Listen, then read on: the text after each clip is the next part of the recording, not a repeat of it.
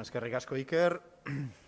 Muchas gracias también a todos los asistentes por participar en esta presentación en un día y en unas circunstancias que son un poco especiales, como todos sabemos, ¿no?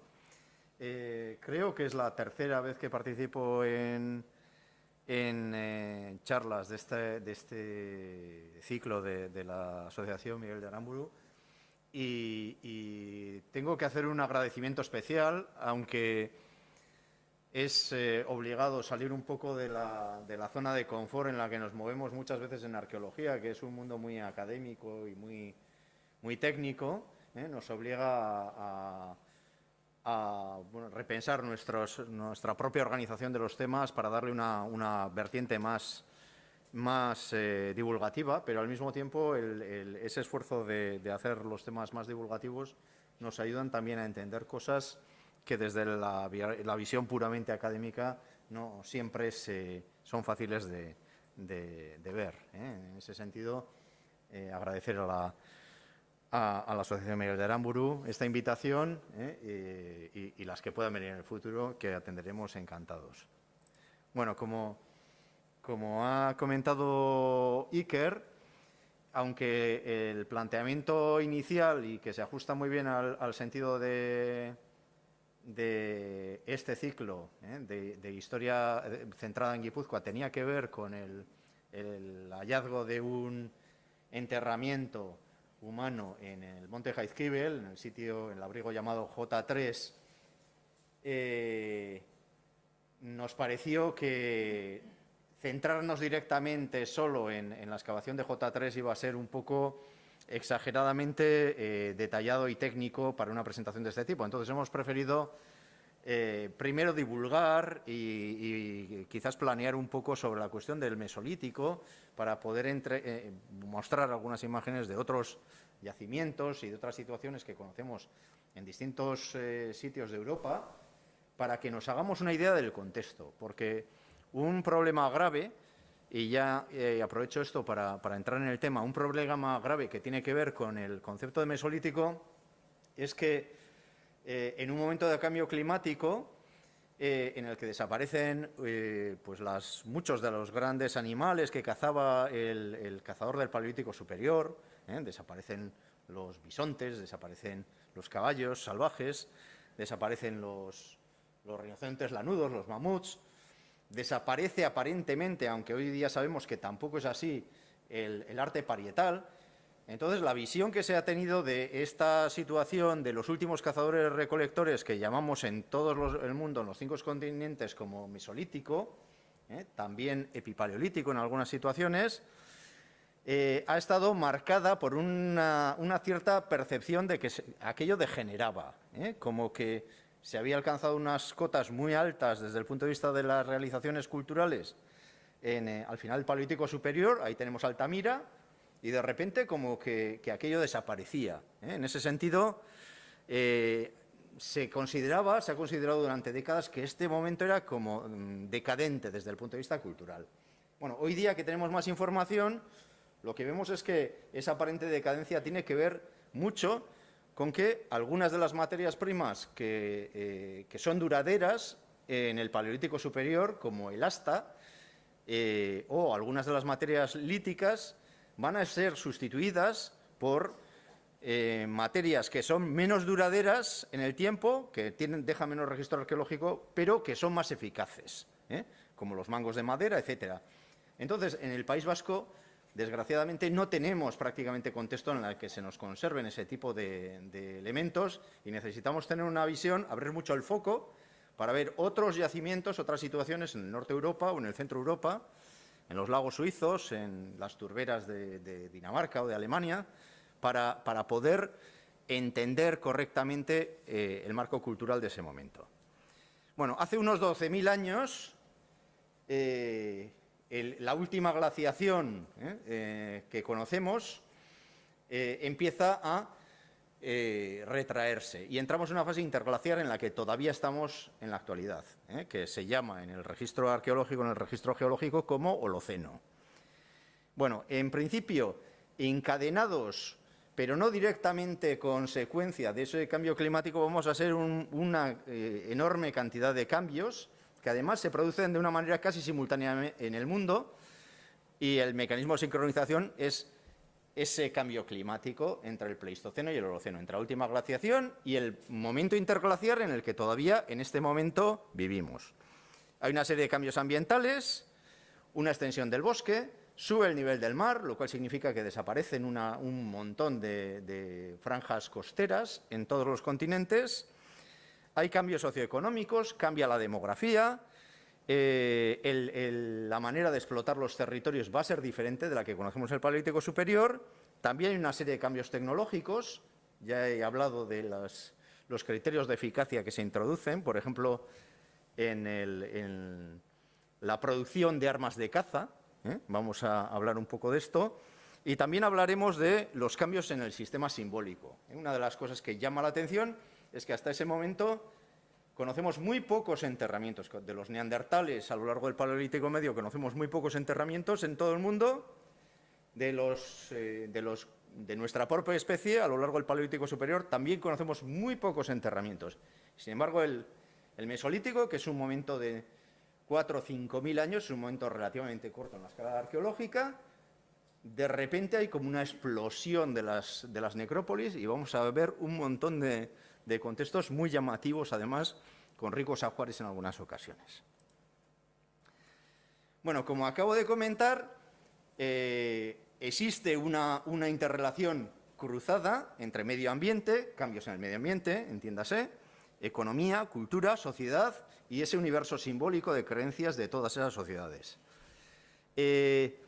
Ha sido muy común, pero hoy día esto se relativiza, el considerar que alguno de esos factores ha sido el determinante de todos los demás.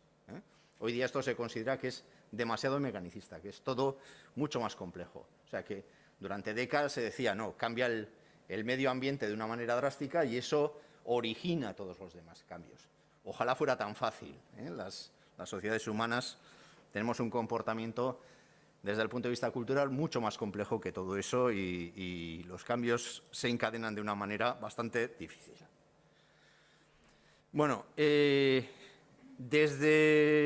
entrando un poco en la distribución de los yacimientos. Bueno, uno de los cambios más llamativos es que la manera de ocupar el territorio, los yacimientos y cómo se articulan sobre el mapa de Europa van a tener un cambio importante. Uno de los cambios importantes va a ser originado por esa subida del nivel del mar. Si lo traemos al caso de Guipúzcoa, hace como 25.000 años el nivel del mar llegó a estar 125 metros aproximadamente por debajo del nivel del mar que conocemos ahora. Eso, pues parece no ser, dicho así, no parece que sea una altura importante, pero con la organización que tiene la costa guipuzcoana, desde la pasarela de la Concha, necesitaríamos andar todavía 14 kilómetros hacia el noroeste para encontrarnos con la costa en aquel momento. Esa franja costera, que es entre 11 y 14 kilómetros de ancha, en el momento en el que termina la última glaciación, lo que hace es subir el nivel del mar y esa franja costera deja de estar ocupada y todos los yacimientos arqueológicos que había en ese momento ahora mismo están debajo del nivel del mar. ¿De acuerdo? Esto obliga a los grupos a retraerse. Los territorios se hacen más pequeños, los territorios disponibles, los recursos disponibles también, al mismo tiempo que hay una demografía más pujante. Hay más personas y hay un territorio relativamente más pequeño, con lo cual los territorios que explota cada uno de esos grupos se van a restringir y esto va a tener también una serie de consideraciones culturales. Bueno, este sería el mapa de aproximadamente la visión que hay en este momento de cómo se distribuyen en la península ibérica esos yacimientos. Y se puede ver muy bien que todavía hay cierta inercia a que los territorios del interior de la península ibérica, las dos mesetas sobre todo, tienen muy pocos puntos. Conocemos muy pocos asentamientos en el Valle del Ebro, el Duero, el Tajo, incluso el Guadalquivir. Y sin embargo hay una sobrepoblación en los territorios costeros, que son nichos que producen muchos recursos y va a haber un yacimiento, un tipo de yacimiento característico, que luego vamos a ver que en Jaizkibel es el patrón que se sigue de una manera ejemplar, que es el conchero, la explotación de marisco y pescado y los recursos en general que produce el litoral. Bueno, este sería restringido al territorio de Guipúzcoa, los yacimientos principales para este periodo de entre el 12.000, el 7.000 aproximadamente. Como se ve, también se nota, aunque hay algunos yacimientos, como puede ser Antonkov, Arteguieta, Picandita, que están hacia la divisoria de aguas con el territorio de Álava, con el Valle del Ebro, todavía se nota cierta inercia en esa ocupación preferente en los territorios bajos que están relativamente cercanos a la costa. Bueno, entre los cambios que llaman mucho la atención está también que, aunque esto puede ser hasta cierto punto un espejismo arqueológico, la mayor parte de los yacimientos que conocemos del Paleolítico Superior, que se desarrolla en un momento en general frío, con altibajos pero frío, se desarrollan en cuevas. La ocupación está en cuevas y en las cuevas hay un abrigo térmico en los momentos de mucho frío, en el cual los grupos humanos entran y durante la noche o durante los periodos de campamento están ahí resguardados. Sin embargo, a partir del Mesolítico se van a extender otros patrones que antes no son tan habituales. Tenemos ahí el caso de la cueva Marisulo, que sí que perdura ese patrón de ocupación de cuevas, pero tenemos también los abrigos, abrigos rocosos que prácticamente no protegen, que probablemente en caso de lluvia lo que tendrían sería una especie de avance, una lona, una piel con unos palos permitiendo extender un poco el abrigo de la propia roca, y Jaizkibel está lleno de este tipo de abrigos rocosos, aunque la mayor parte de ellos están muy deteriorados desde el punto de vista arqueológico. Y tenemos también lo que en el Paleolítico Superior es muy difícil de encontrar, muy difícil de conservar y todavía más difícil de excavar normalmente, que son los sitios, los campamentos al aire libre. Campamentos al aire libre conocemos de este periodo en San Esteban de Tolosa, debajo de la antigua iglesia, en Ikuyuteko Gañe, en Erlo, en Azpeitia, o subiendo al puerto de Etxegarate, en Idiazábal, en Arteguieta. Bueno, no sé por qué ha cambiado la organización de las letras. Bueno. Como os decía, uno de los elementos desencadenantes de esto, aunque no sea completamente determinante, es el cambio climático que se produce hace entre 12.000 y 11.000 años con el final de la última glaciación, el final del último periodo glaciar, empezando desde aquí. Aquí está el periodo de hace unos 123.000 años. Esto, leído de abajo arriba y de derecha a izquierda,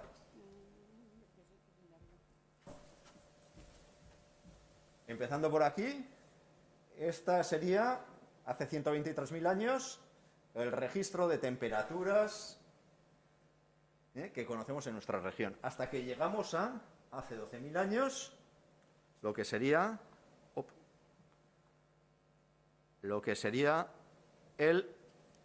ese periodo del Holoceno. Viéndolo con un poco más de detalle, hay que pensar que estos momentos tienen altibajos. Podemos verlo, si lo vemos desde muy alejados en el tiempo, vemos una curva que es muy ascendente, pero hay altibajos también dentro de esa curva, a modos de diente de sierra, los famosos dientes de sierra que ahora conocemos muy bien por otros motivos que no viene al caso.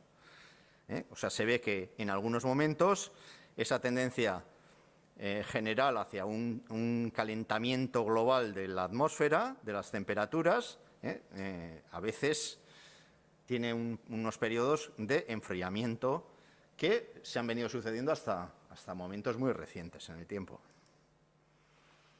Bueno, esta mejoría climática va a tener en el paisaje del País Vasco, en el de Guipúzcoa y en general en todos los continentes, un efecto de rápida expansión de la cubierta vegetal, de la cubierta del bosque, arbórea.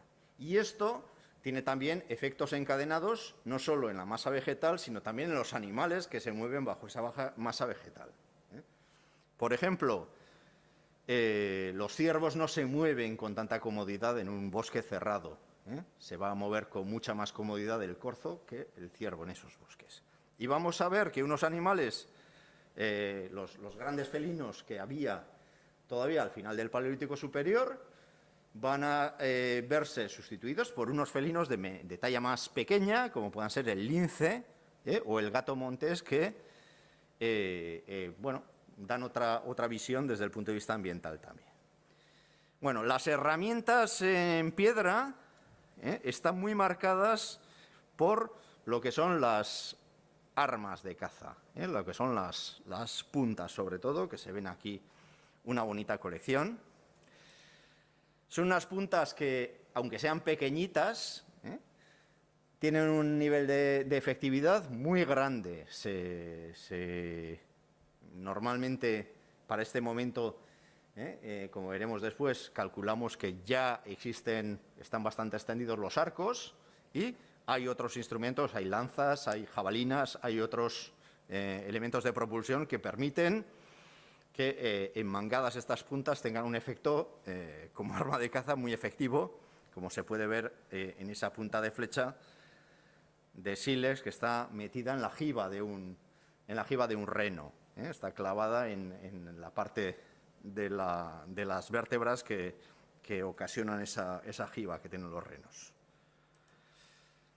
Bueno, os decía, bueno, aparentemente es mucho más modesta, es mucho más simple la industria lítica, el sílex que aparece en los yacimientos de este periodo.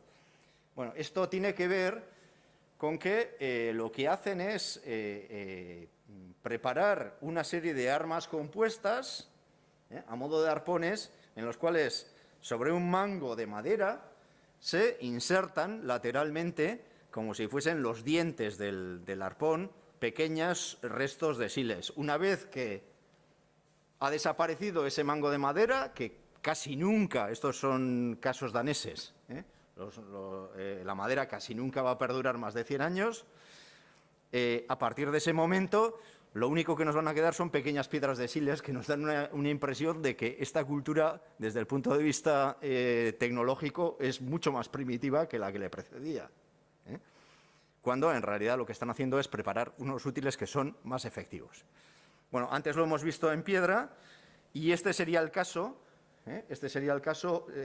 similar, pero sobre unos soportes de hueso y de asta de cérvido, en la que se hace la misma operación de preparar unos útiles compuestos.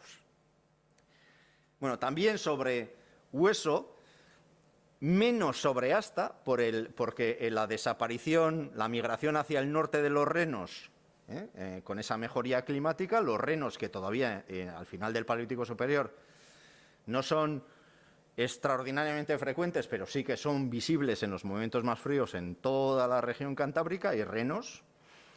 Los renos esos obviamente van a emigrar hacia el norte al principio del Holoceno y además, como hemos dicho, los otros cérvidos que tienen astas grandes, que son los ciervos, también no van a dejar de ser tan abundantes porque no se mueven con tanta soltura por el bosque cerrado. Entonces, se va a tener que recurrir no solo al asta de los cérvidos, sino también al puro hueso para hacer estas industrias, lo cual también ocasiona una impresión como que la industria es más primitiva y más decadente. Bueno, en realidad esto extendido hasta el umbral de la efectividad y teniendo en cuenta que muchos de estos arpones estarían confeccionados también en madera y han desaparecido, nos transmite una impresión completamente distinta. Bueno, desde el punto de vista de la alimentación, lo primero que hay que tener en cuenta es esos recursos animales. Esos recursos animales, la impresión que tenemos está muy menguada por lo que se comenta también ahí. Las especies de apetencias frías o desaparecen se extingue el mamut, se extinguen los rinocerontes lanudos que había al final del Paleolítico Superior, porque son especies que ya primero migran hacia el norte y luego se extinguen, o migran directamente hacia el norte, aunque todavía perduren, pero ya no son recursos que se puedan utilizar. Y sin embargo, vamos a encontrar que en ese bosque tupido van a aparecer otras especies que antes eran pues relativamente marginales en el consumo, como corzos y jabalís. Que claro, son especies más pequeñas, pero si se cazan en abundancia, producen también recursos alimentarios más que suficientes, junto con otras que todavía perduran en el país, como sean cabras, rebecos, ciervos, algunos uros, porque también, como se explica ahí, los últimos caballos salvajes desaparecen en este momento y los que vuelven a reaparecer ya son caballos domesticados a partir de una fase más avanzada. Y lo mismo pasa con los bisontes, que se retiran hacia el norte. Bueno, y ahora esta es la parte de arqueobotánica y como María José es experta en esto, ya le paso la palabra. Vale, en primer lugar, si no se me, porque me voy a mover, o sea que si no se me oye o hablo muy rápido, pararme con toda tranquilidad, ¿vale? Ya voy a hablar alto. Bien, a dos manos. Entonces, lo que os estaba comentando antes, un factor fundamental cuando nosotros hacemos cualquier estudio de cualquier periodo cultural es que nosotros establecemos lo que ha pasado en el pasado en base a lo que nos encontramos en los yacimientos arqueológicos. Pero realmente lo que nos encontramos en los yacimientos arqueológicos no tiene que ser lo que más utilizaban, sino que realmente que es lo que mejor se conserva. Entonces, claro, en nuestro registro, por ejemplo, del País Vasco, ¿qué es lo que nos vamos a encontrar en un yacimiento mesolítico? Pues nos van a aparecer los siles, los huesos de fauna, algún cuerno que he puesto y ya poco más. Entonces, ¿qué ocurre? Que al nivel de alimentación y sobre todo en el mundo vegetal, la información la tenemos muy sesgada, sobre todo por la importancia del aporte. Porque claro, si tú siempre en un yacimiento te encuentras pues un montón de restos de fauna y te encuentras 2 semillas de una planta, pues ¿qué dices? Que son carnívoros. Pero realmente lo que está pasando es que carecemos de la información de la importancia real del mundo vegetal en la alimentación de todos los seres prehistóricos, simplemente por problemas de conservación. De todas formas, pues sí se sabe y se va viendo por los pocos casos que vamos encontrando que el mundo vegetal tenía un peso importante dentro de la dieta de estas sociedades e incluso en épocas anteriores. Lo que hemos comentado antes, un hecho definitivo del Mesolítico, o sea, el consumo de conchas, del consumo de recursos marinos, ha existido en el Paleolítico, en culturas anteriores, incluso en el musteriense, pero siempre eran cosas como más limitadas. Una característica del Mesolítico es el gran desarrollo del consumo de recursos, sobre todo de conchas del litoral marino. Fundamentalmente también, como os habéis visto en el mapa, porque la mayor parte de los yacimientos, pues ahora de momento están en lo que es en la costa. Hasta tal punto de acumulación de conchas que se llaman concheros. Y aquí os hacéis idea, aquí tenemos como... ¡Uy! Para atrás. ¿Dónde está el botoncito aquí? Tenemos como más de 50 centímetros de acumulación de consumo de conchas. O sea, son un volumen. Para que os hagáis una idea, en un trocito de 33 por 33 para aquí, un cuadradito de 33 por 33, han salido más de 12.000 restos de conchas y restos marinos. En 33 por 33, no sabéis lo que salió en todo el metro cuadrado. O sea, es impresionante la cantidad de consumo de este tipo de recursos. Y esto es una cosa generalizada desde el sur de Portugal hasta el norte de Europa. Vale, ahora le daba lo que no es. Aparte, fundamentalmente las lapas, las patelas son las que más se consumen, pero, por ejemplo, en el caso, esto que hemos visto anteriormente es el conchero del J3, de Jaizkibel. Pero allí también hemos encontrado restos de carraquelas, de vígaros, restos de caracolas, percebes, lo que aparecen son las uñas, aparecen estas cositas de aquí, se pusieron las botas. Otro tipo de restos, como por ejemplo los erizos, restos de mejillones, y sobre todo nos hemos encontrado restos de peces, es decir, consumían pescado. El pescado puede ser, pues eso, vas a la costa, lo pescas y lo consumes. Nos hemos encontrado dientes, alguna mandíbula y alguno de ellos incluso estaba quemado. Este consumo de recursos marinos, evidentemente, lo podemos asociar a estas sociedades mesolíticas que viven en la costa, pero este consumo de recursos de pescado se produce también en el interior. Este es el abrigo de Aispea, que se encuentra en el Pirineo Navarro, en Aribe, y ahí es impresionante la cantidad de vértebras de pez que se han conservado. Evidentemente, estos peces son de agua dulce, claro, porque corresponden a los ríos que tienen alrededor. Pero es realmente importantísimo la importancia que tiene el consumo del pescado y todo esto dentro de estas sociedades. Esta vez más, Aispea es un yacimiento extraordinario porque las vértebras de pez no se conservan. Es muy raro que se conserven las vértebras de pez en un yacimiento por su fragilidad y poca consistencia. Y aquí llegamos a lo que es la información perdida. Ya tenemos que salir de nuestro país, porque en nuestro país no vamos a encontrar las conchas, las piedras y poco más, porque no se conserva con nuestro sedimento. Y si el yacimiento está al aire libre, todavía menos, porque cuando está un yacimiento al aire libre con lo que llueve, el suelo se acidifica, eso afecta al hueso y entonces ya no te sale ni el hueso. O sea, es impresionante. Y no, entonces cuando tenemos que recurrir de Europa, del central, del norte, etcétera. ¿Por qué?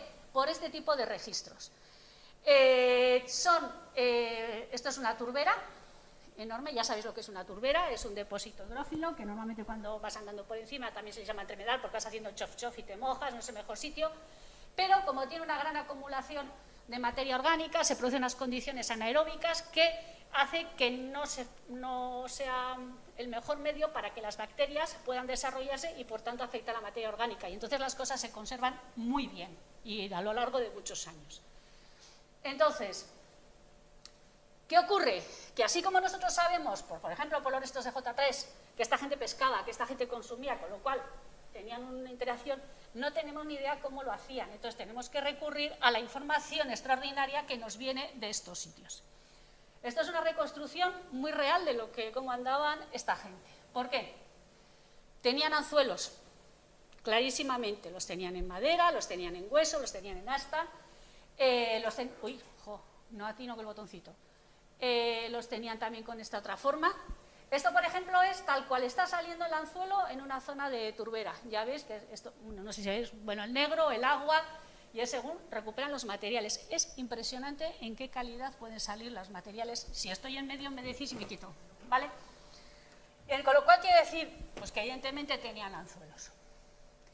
Pero también tenían tridentes de pesca. Pero tridentes de pesca que siempre hemos pensado. Antes me he referido a lo poco que sabemos de la importancia del mundo vegetal en la alimentación. Pero es que todavía sabemos menos de la importancia que tenía el mundo vegetal en la vida cotidiana y en los recursos que le daba al ser prehistórico. Entonces, en este caso tenemos un tridente de pesca totalmente hecho con elementos de madera.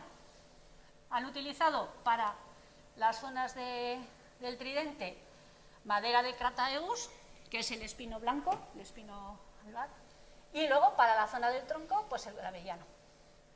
Y realmente para la pesca estaban utilizando solo, exclusivamente, materia vegetal. Nada más, no necesitaban una piedra. Este es un resto en el cual, este es el dibujo que ya veis, y se ha conservado una de las partes del tridente.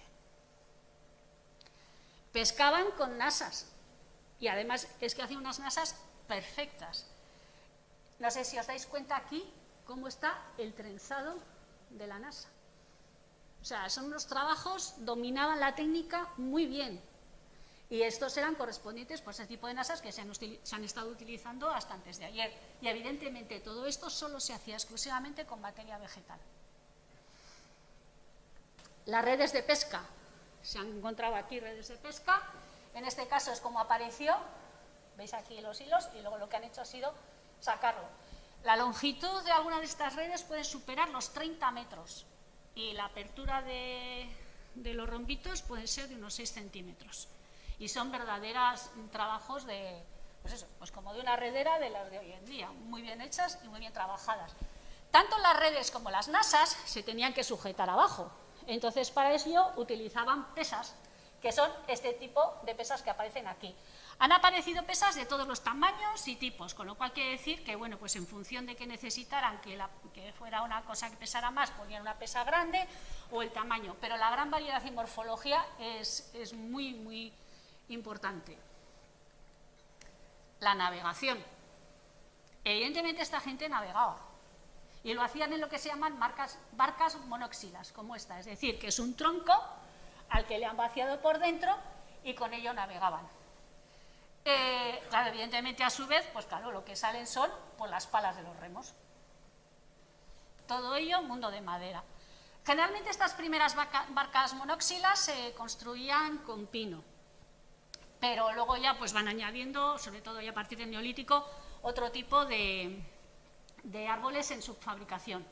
Y alguna de estas barcas, claro, no hay muchas, alguna de estas barcas se ha empezado a notar que dentro de la barca la madera tiene un tono rojizo, es decir, que ha tenido fuego ahí, lo que está indicando que no eran barcas que cogían para estar navegando una hora y volver a puerto, sino que se metían un largo tiempo y tenían allí su pequeña hoguerita pues para comer o para lo que fuera, con lo cual la navegación en aquel momento no era una cosa solo de salir un ratillo a la esquina y volver, ¿de acuerdo? Y evidentemente todo madera. O sea, entre mucho de todo esto estamos viendo, digamos, lo que normalmente parece que a un ser prehistórico le va a salvar la vida, que son las piedras, realmente el mundo vegetal es impresionante. A nivel de la caza también tenemos registros excepcionales. Álvaro os ha hablado de estos útiles que son compuestos. Nosotros aquí nos encontramos lo que es real, nos encontramos esto, el siles aquí y el siles así. Dices, ¡jo, qué punta más bonita! Y ya está, que realmente lo ves y es lo que decía él.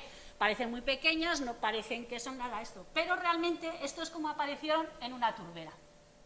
Y esto es como estaba aquí. Y si os fijáis, aquí hay como un pegote. Este pegote no es tierra pegada.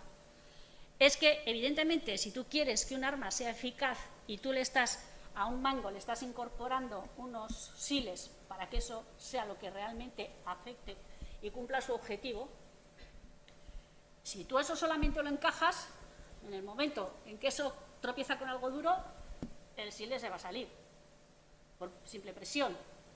Entonces, ¿qué es lo que hacían? Lo pegaban, entre comillas. Y esto de aquí es un tipo de pegamento que, por ejemplo, se solía hacer en un engrudo que hacían con cera de abeja y con corteza de abedul. Lo calentaban, demás, lo derretían y luego lo unían. Y eso ya le daba una fijación extra al siles sobre el trozo de madera. Es decir, que algo que nos parece tan elemental como que la piedra es muy dura y es lo mejor, si no está bien sujeta a la madera, ello de por sí no les daba el objetivo que ellos pretendían conseguir. En el Mesolítico tenemos los primeros arcos conservados de caza. Es de suponer, y evidentemente por algunas de las piezas líticas que salen, que en el Paleolítico también tuvo que haber arcos. No se han encontrado, pero de momento los más antiguos son de época mesolítica. Normalmente se empezaron a hacer con, pues eso, los primeros que hay son diferentes maderas, pero muy rápidamente se ve que la madera del tejo es la madera buena para el arco. Y a partir de ese momento, tanto el Mesolítico como en el Neolítico, fundamentalmente la mayor parte de todos los arcos son en madera de tejo.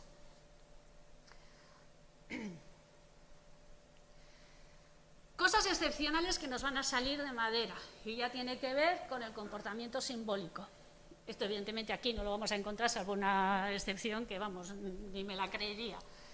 En una de estas turberas, en la de Sigir, apareció esta representación de un antropomorfo. Aquí está la cabeza, tiene el cuerpo, no sé si lo veréis muy bien, pero está todo tallado, con rayas, símbolos, etcétera, etcétera. Y esta es la representación del antropomorfo. Aquí, claro, lo veis sin escala. ¿Cuánto pensáis que mide?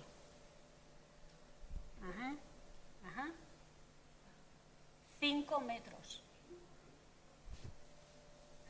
El ídolo este mide 5 metros de altura, con lo cual tenían un tipo de creencia, no sabemos qué, si eran sus antepasados, si eran dioses, si eran entes protectores o lo que sería, pero tenían ya unas creencias y demás que les llevaron a construir una talla de 5 metros de altura, representando la figura antropomorfo, con toda una serie de signos que no sabemos si significan algo o no. Y el rastro humano. Álvaro os ha dicho, y habéis visto cómo en el Holoceno la curva climática hacía una subida. Y esa curva de subida es lo que corresponde al Mesolítico.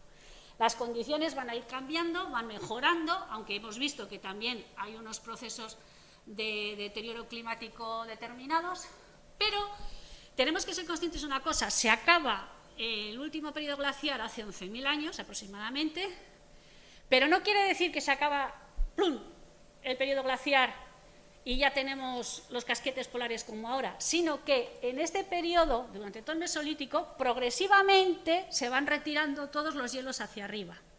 Entonces, así como ahora nuestra corriente del Labrador, que es la que nos hace este circuito del agua caliente que va circulando y que nos viene también a nosotros, en ese momento todavía, en gran parte del Mesolítico, el manto de Laurentine, que es el glaciar que está sobre esa zona, estaba retirada, pero todavía no circulaba el agua como circula ahora en su totalidad.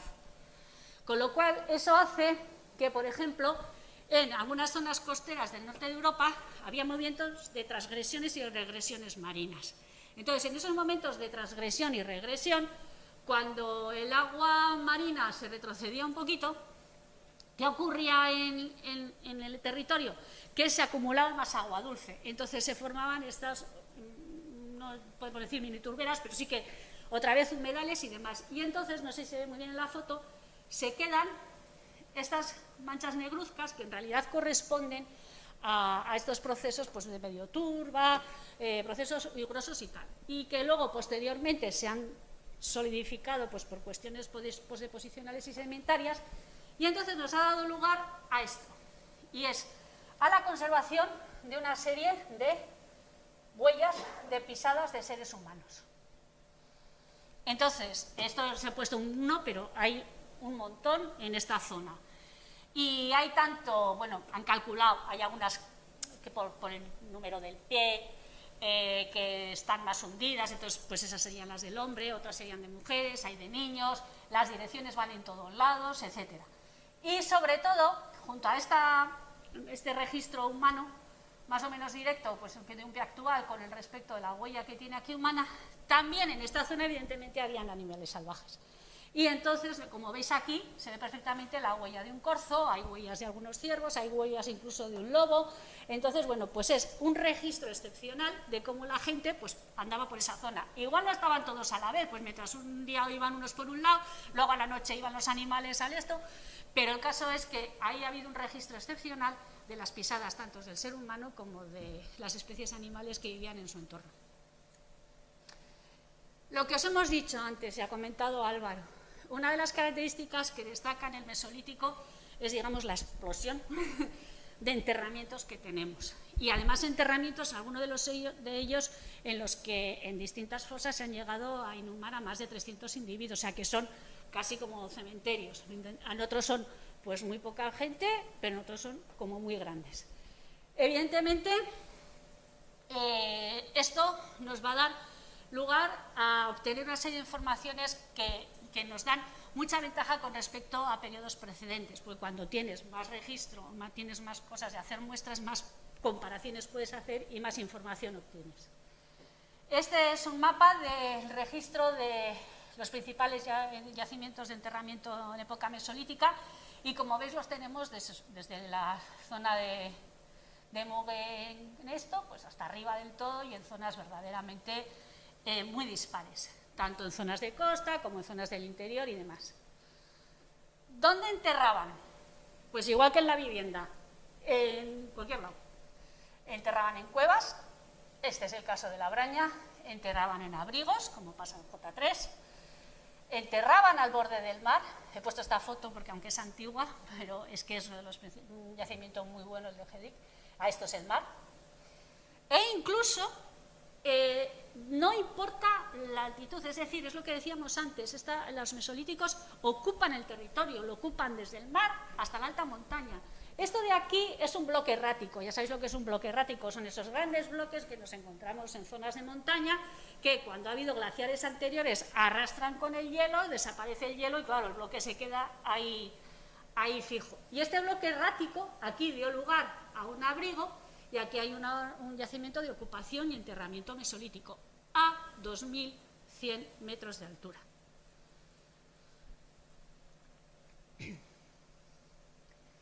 ¿Cómo enterraban a la gente? Una de las principales formas de enterrar, la de decúbito supino, la que todos conocemos, y las enterraban así.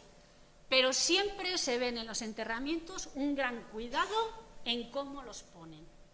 Así como, por ejemplo, diferencian en el megalitismo, pues en un dolmen, pues enterraban a alguien, pero si luego necesitaban enterrar a alguien después, arrinconaban así, movían al muerto anterior y ponían al siguiente.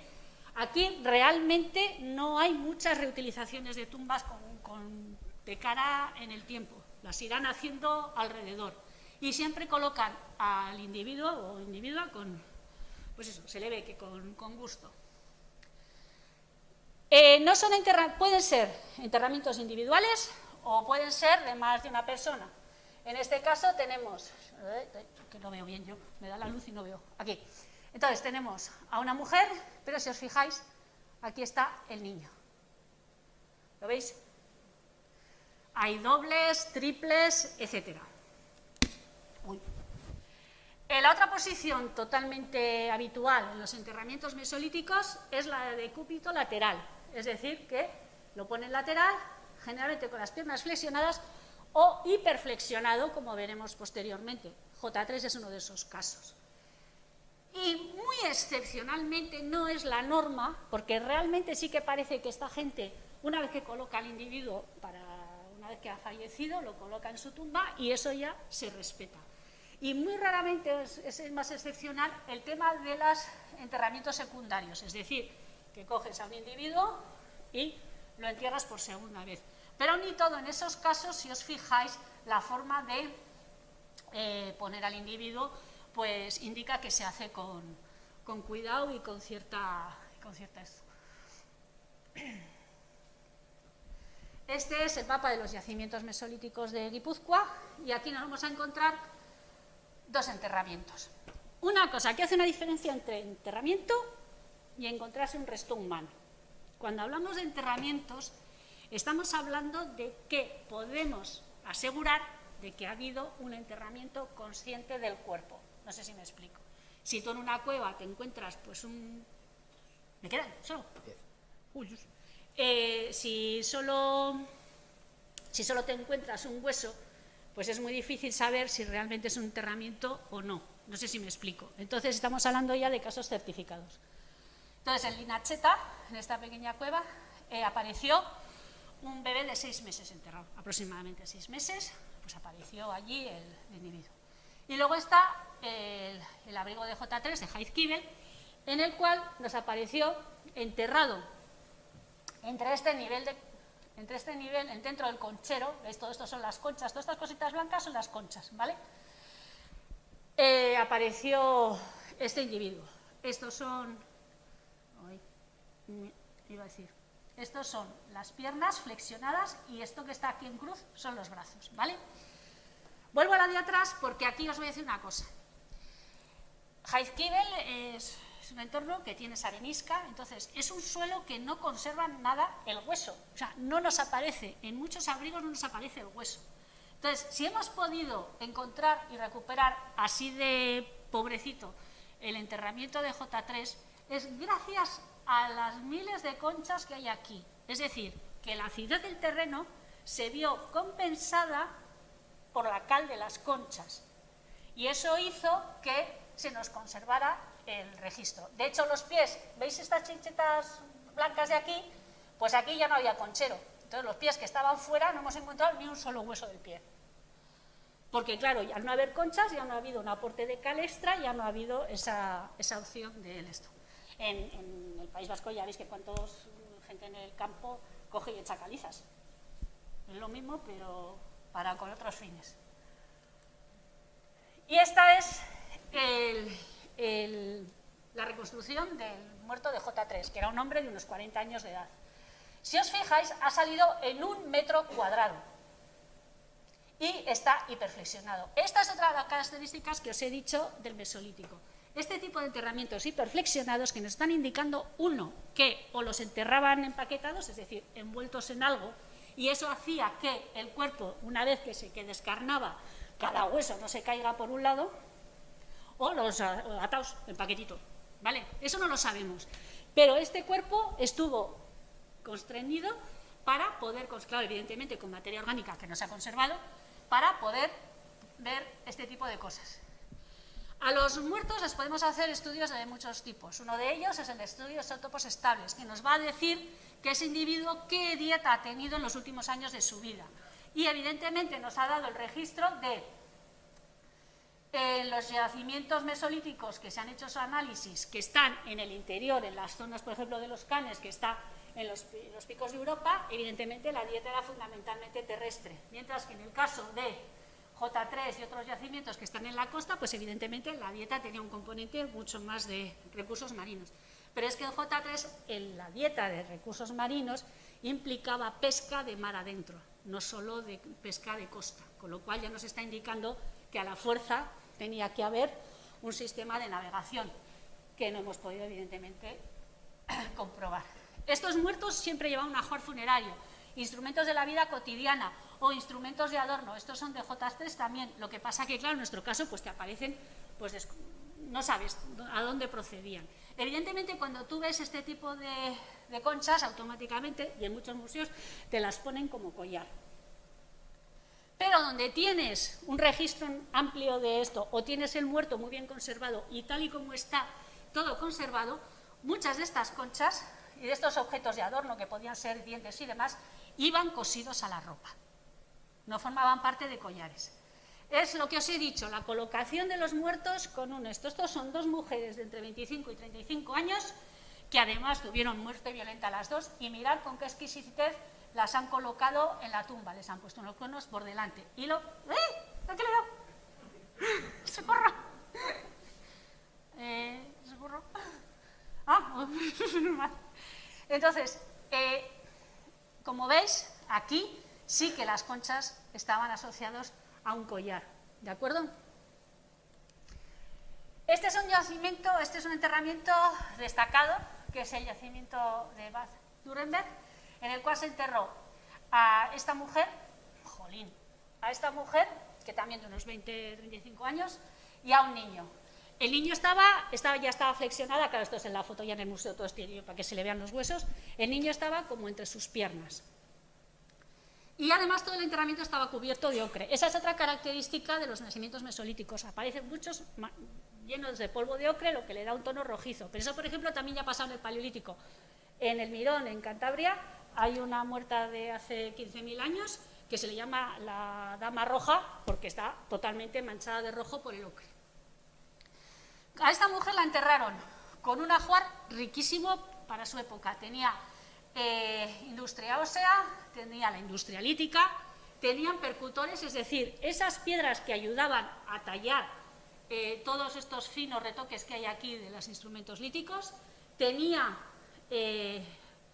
si lo diré, ocre, o sea, con esta piedra haces el polvo para que te manche, óxidos de hierro. Jolín, siempre le doy donde no debo. Y luego tenía conchas, colgantes de todo tipo, dientes, etcétera, y tenía estas placas de concha de tortuga, entre otras cantidades de restos de fauna. O sea, tenía un ajuar muy, muy complejo. Y además, por la disposición donde han aparecido es donde se ha podido hacer la reconstrucción de cómo dónde llevaban estos restos, cómo estarían ubicados. De hecho, a esta mujer, por este tipo de tan excepcional y demás, se le llama la samana, la chamana. Pero aquí viene una pregunta, y es cuando se hizo el estudio paleopatológico del cuerpo de esta mujer, se vio que el foramen magnum, que es el agujero donde encaja la columna vertebral, era irregular y era asimétrico, es decir, pasaba algo ahí.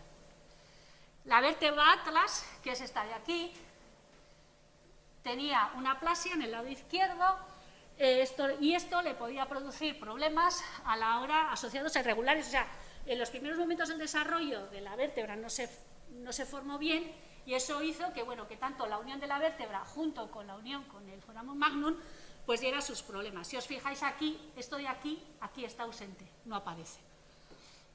Por lo tal, este problema patológico pudo haber originado variantes y alteraciones del estado de conciencia, con lo cual, circunstancia que le podía dar de relevancia como mujer samana si de repente tenía unos estados de conciencia un poco más especiales que el resto de los componentes de su grupo.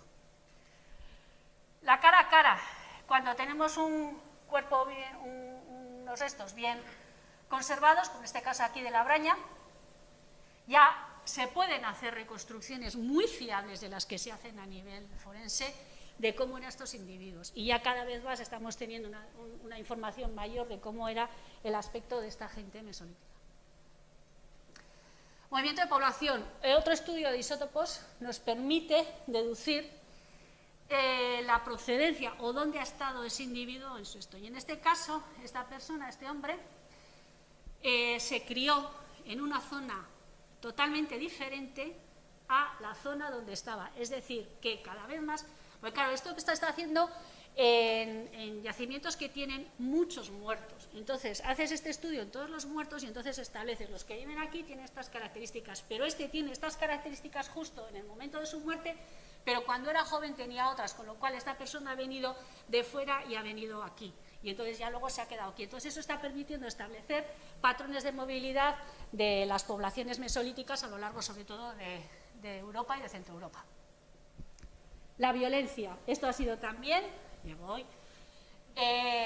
y estos son casos en los que la violencia, traumatismo siempre hay. De hecho, que la reconstrucción que hemos visto de la braña, ese individuo tuvo un accidente, un traumatismo y se le queda el registro en el hueso. Pero a veces es muy difícil diferenciar lo que puede ser un traumatismo accidental de lo que es un resto de violencia. Pero sí que hay casos en los que sí. Esto es un chaval de 18 años en el cual este es el...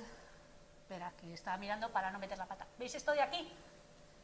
Bueno, pues eso es esto, que es un proyectil de hueso que lo tenía clavado en el coxis. Es decir, que este proyectil atravesó los dos músculos del glúteo, el mayor, el medio, y terminó clavado en el hueso.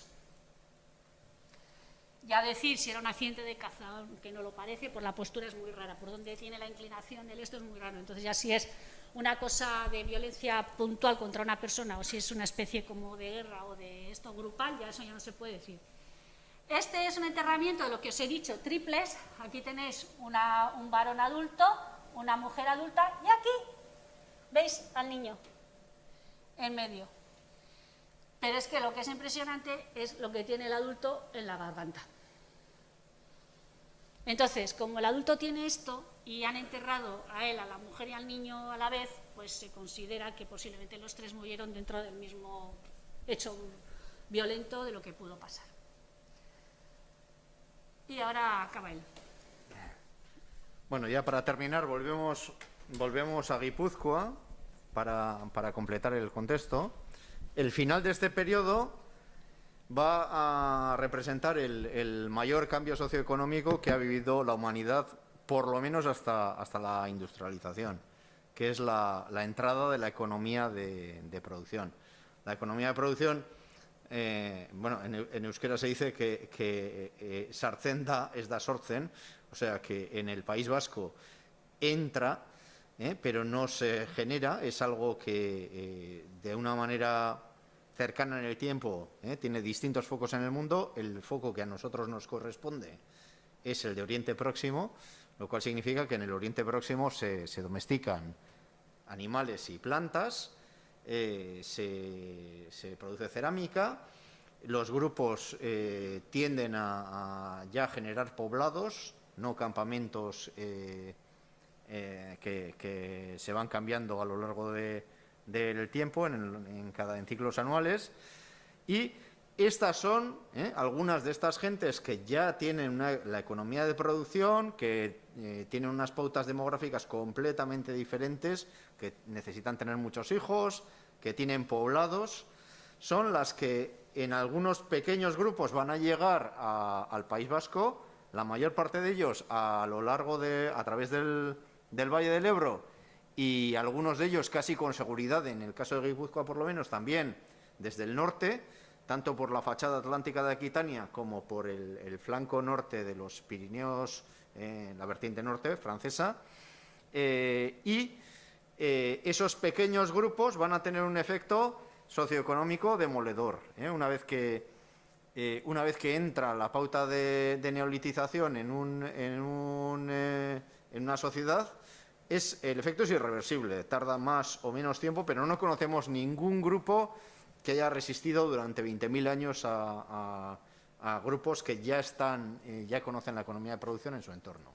Entonces, esta es la tendencia que se produce, y además en el caso de Guipúzcoa tenemos la visión privilegiada de un yacimiento que es Erricobarra para este momento de transición, en el que hay en Erricobarra, que está en la misma calle Erricobarra de Zarauz, hay un registro de unos grupos que estaban cazando en las marismas, muy cerca de la línea de costa de aquel momento. Entonces eran cazadores, pero las armas que utilizan ya tienen una tecnología que ya es neolítica, ya tiene unos indicadores neolíticos, y además en el registro de polen de ese mismo poblado nos encontramos que había otros grupos, o quizás el mismo grupo, en otra zona de la marisma de Zarauz, en aquel momento ya practicaba la agricultura de cereales, porque aparece el registro de polen de cereal. Con lo cual tenemos justo esa foto extraordinaria de un momento de transición, en el que ya se mantienen algunas de las pautas antiguas, pero ya han entrado de manera irreversible las nuevas pautas, datadas hace como 6.000 años. Con esta diapositiva, que quiero representar cómo estaría antes de humanizarse la bahía de Zarauz, aproximadamente ese momento, pues nos despedimos de vosotros, o quedamos a vuestra disposición, mejor dicho, para si queréis alguna pregunta, alguna aclaración, porque claro, los tiempos en esta situación los tenemos que medir bien.